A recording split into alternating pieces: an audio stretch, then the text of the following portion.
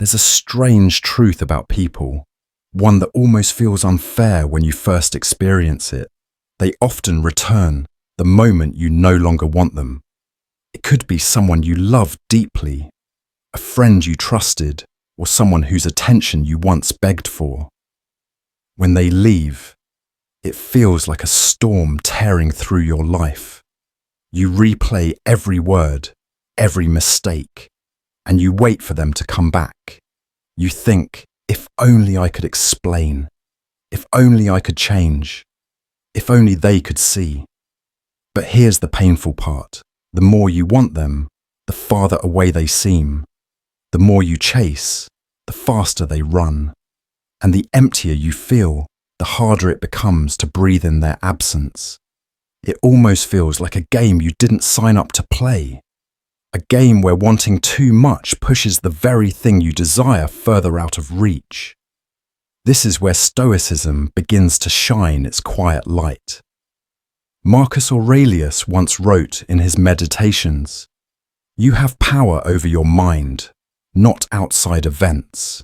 Realize this, and you will find strength." What does this mean when your heart is broken, when someone you love no longer chooses you?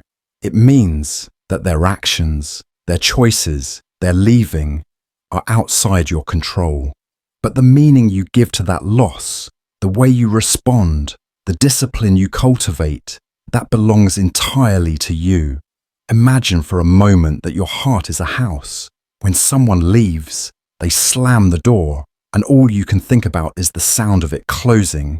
You wait by the entrance, hoping they'll knock again. Days pass, weeks pass, sometimes months. You barely move, afraid that if you step away, you might miss their return. But here's the wisdom the Stoics would offer. Stop waiting at the door. That house belongs to you, and you are the one who decides what fills its rooms. If you keep waiting for someone else to return, you'll spend your life standing still, never realizing the house was always yours to live in fully. And yet, here's the paradox that life plays. Once you step away from the door, once you stop waiting, once you begin filling your house with your own presence, your own growth, your own calm, suddenly, the knock you were waiting for often comes. The moment you no longer want them, they return. But why does this happen? Why do people seem to circle back only when you've moved on? The answer lies in desire itself. Human beings are wired to value what they cannot easily have. When you chase, when you cling, when you place someone at the center of your universe, they feel it. They sense the weight of your dependence. And dependence often drives people away. But when you let go, when you return to yourself, when you no longer need them, you become scarce again. And scarcity creates value. The Stoics, however, would warn you, do not live with the secret hope that letting go will make them come back, because that is not letting go at all. That is strategy. That is still attachment in disguise. True freedom comes only when you release them completely, not as a trick to bring them closer, but as an act of reclaiming your peace. This is why Epictetus taught, if you want any good, get it from yourself. If you want peace, if you want freedom, if you want strength, stop demanding it from someone else. No person should hold that much power over your happiness. And here's the turning point. By the time they do come back, and often they do, you will realize that something has changed. Not in them, but in you. You are no longer the same person who was begging at the door. You are no longer starving for their validation.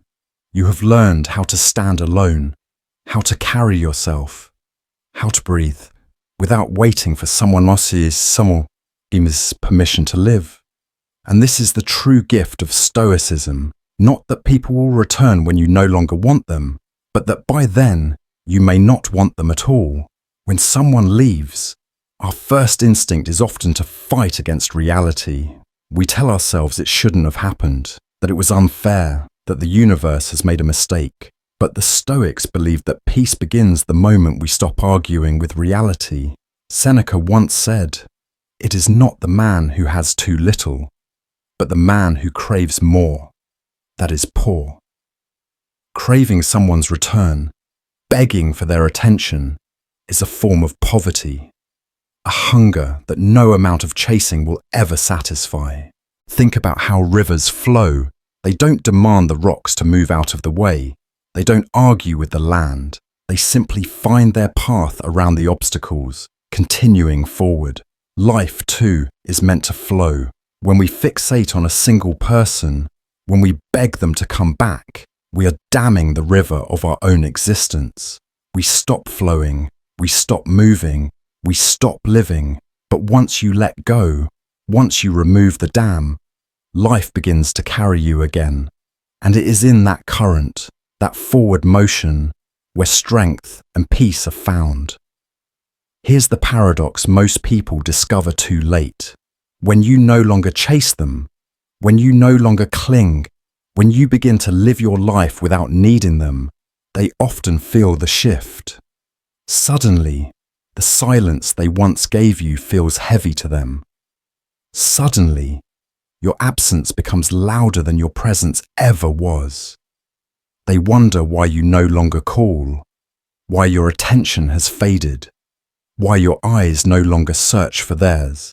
And in that silence, they often return, not because they have changed, but because your energy has. But here's where you must be careful. By the time they return, you may mistake it for destiny. You may tell yourself, "This is proof. They were meant for me all along." The Stoics, however, would urge caution. Marcus Aurelius wrote, "Everything we hear is an opinion, not a fact. Everything we see is a perspective, not the truth." Their return is not proof of fate. It is simply proof of human nature. People desire what they no longer easily possess. Their coming back does not mean they are your answer. Sometimes it only means you've grown strong enough to no longer need them. And this is the true power shift. When you no longer want them, you no longer kneel before them. You no longer beg for scraps of attention. You no longer lose sleep waiting for their message. You stand as your own pillar, your own source of stability. If they return, you meet them eye to eye, not from a place of weakness, but from a place of choice. And choice, in the Stoic way, is everything.